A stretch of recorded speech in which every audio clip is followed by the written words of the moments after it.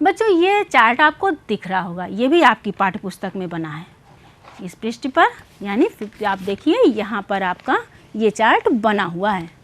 तो ये आप इस चार्ट को अपनी पाठ्य पुस्तक में भी देख सकते हैं। ये चार्ट वो क्या है ये हम आपको बताते हैं।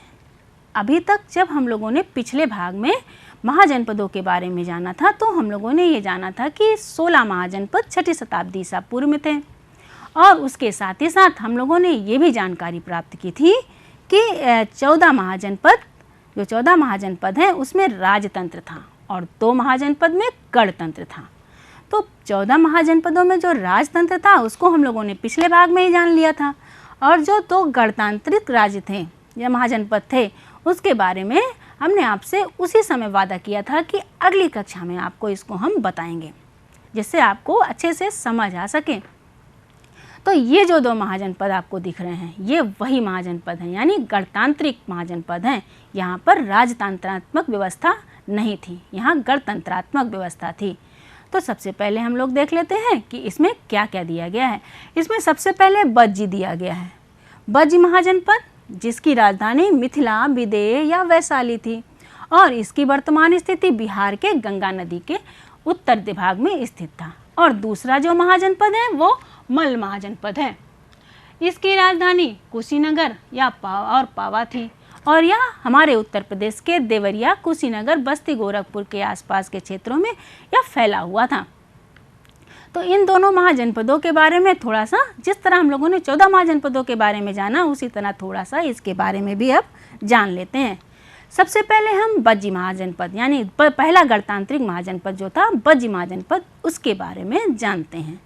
बिहार के जो दरभंगा, मधुबनी, सीतामढ़ी, शिवहर और मुजफ्फर जिले हैं वही क्षेत्र इस काल के बज्जी महाजनपद के विस्तार क्षेत्र थे, यानी ये महाजनपद भी बिहार राज्य में फैला हुआ था। इसकी राजधानी गंडक नदी के तट पर स्थित थी। यह महाजनपद 8 जनों का संघ था, यानी जो छोटे छोटे जन थे उसमें 8 जन जब मिल गए थे तब इस महाजनपद का निर्माण हुआ था। और इसमें भी सबसे प्रसिद्ध जो संघ था वह लिच्छवी संघ था। गंगा नदी में जो गंगा नदी है वो बज्जी और मगध के बीच की सीमा रेखा थी, दोनों को अलग करती थी। और लिच्छवी संघ था, यानी लिच्छवी जो गणराज्य, इन गणराज्यों का जो लिच्छवी संघ था वह विश्व का पहला गणतांत्रिक संघ माना जाता है। यानी पूरे विश्व में लिच्छवी जो संघ था वही सबसे पहले गणतंत्रात्मक व्यवस्था को बनाए हुए था।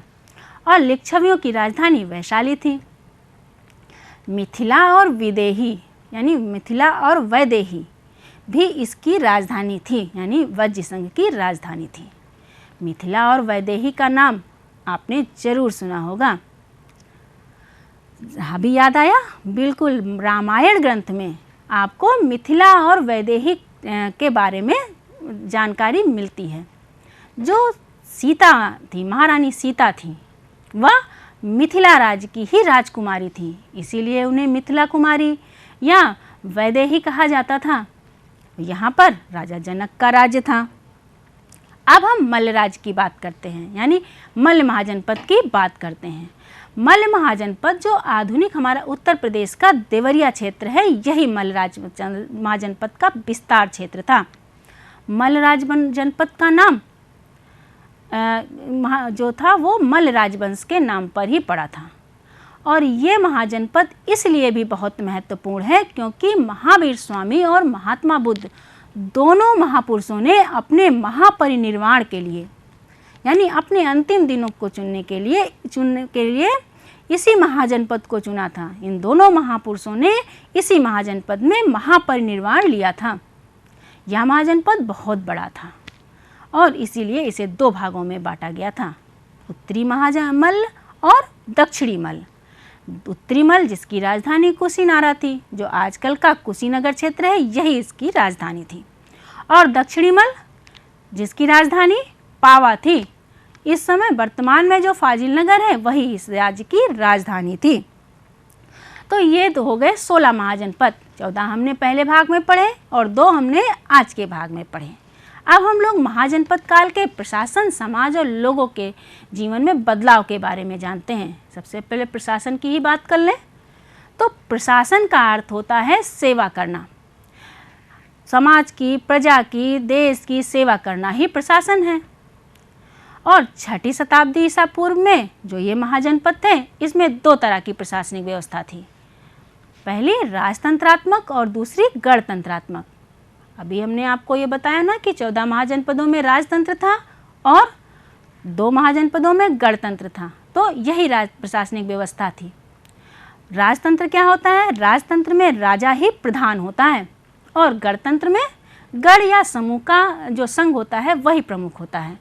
इसके बारे में हम लोग थोड़ा सा और जान लेते हैं।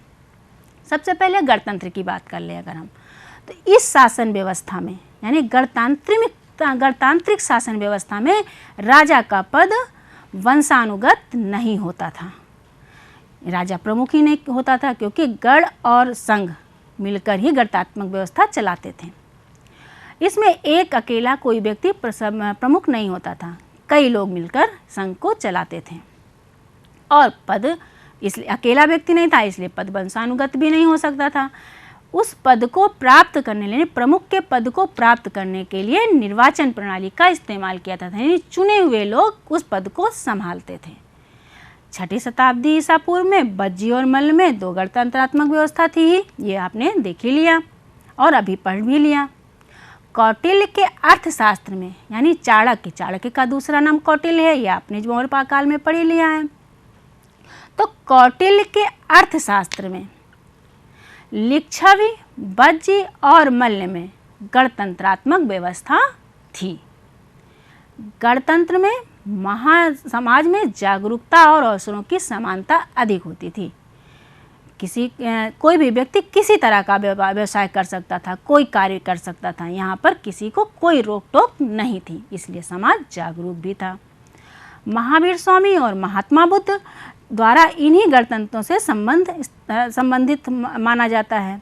महावीर स्वामी यानी जैन धर्म और महात्मा बुद्ध यानी बौद्ध धर्म के जो ये दोनों महापुरुष थे, इनका तो जैसे महावीर स्वामी थे, उनका जन्म ही लिच्छवी गणराज्य में हुआ था और महात्मा बुद्ध का जन्म साक्य गणराज्य में हुआ था। उसके अलावा मल्ल गणराज्य में इन लोगों ने अपने अंतिम सांस ली थी। तो ये दोनों महापुरुष ने अपने जन्म और अंतिम सांस लेने का जो स्थान निश्चित किया था वो एक गणराज्य ही था। अब हम राजतंत्र की बात करते हैं। राजतंत्र संसार की सबसे पुरानी शासन प्रणाली है। इस शासन प्रणाली में राजा प्रमुख होता है, यानी एक व्यक्ति राजा होता है और जो शक्तिशाली होता है वही उस राज्य का प्रमुख होता है। और यह पद तो वंशानुगत होता है, यानी राजा का बेटा राजा बनेगा, उसका बेटा राजा बनेगा। स्थिति कहीं कहीं जब अलग होती है, जब राजा का बेटा कमज़ोर होता है और कहीं दूसरा व्यक्ति उस राजा के बेटे को की हत्या कर देता है या उसे बंदी बना लेता है और तब जाकर वो उस राज्य को प्राप्त करता है, वरना यह पद वंशानुगत ही था।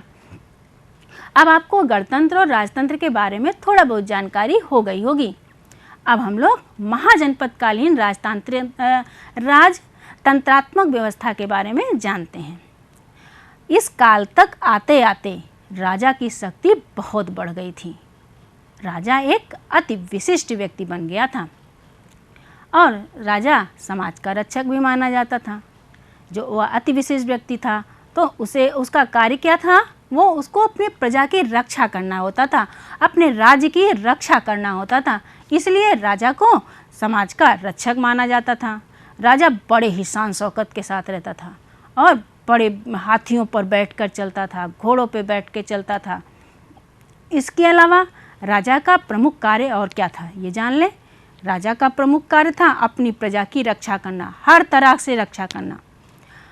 कि किसी का कोई विवाद हो जाए तो उसके साथ न्याय करना और साथ ही साथ बाहरी आक्रमणों से अपनी प्रजा की रक्षा करना। इसके अलावा राज्य में शांति व्यवस्था स्थापित करना भी राजा का कार्य था। राजा अपने प्रजा के कल्याण के लिए रात दिन लगा रहता था। उसका यह भी कार्य था कि अपने कल्याण कार्य करते रहना। साथ ही साथ न्याय व्यवस्था भी राजा के जिम्मे ही थी। वही प्रमुख न्यायाधीश भी होता था। कोई भी कार्य करने के लिए एक व्यक्ति अकेले काम नहीं कर सकता। ऐसे ही राजतंत्रात्मक व्यवस्था में भी थी। राजा अकेले सारे कार्य तो कर नहीं सकता था और ना ही पूरे राज्य का अकेले देखभाल कर सकता था। तो उसके कार्यों की मदद के लिए, यानी उसके शासन कार्यों में मदद करने के लिए अधिकारी और कर्मचारी की नियुक्ति भी होती थी।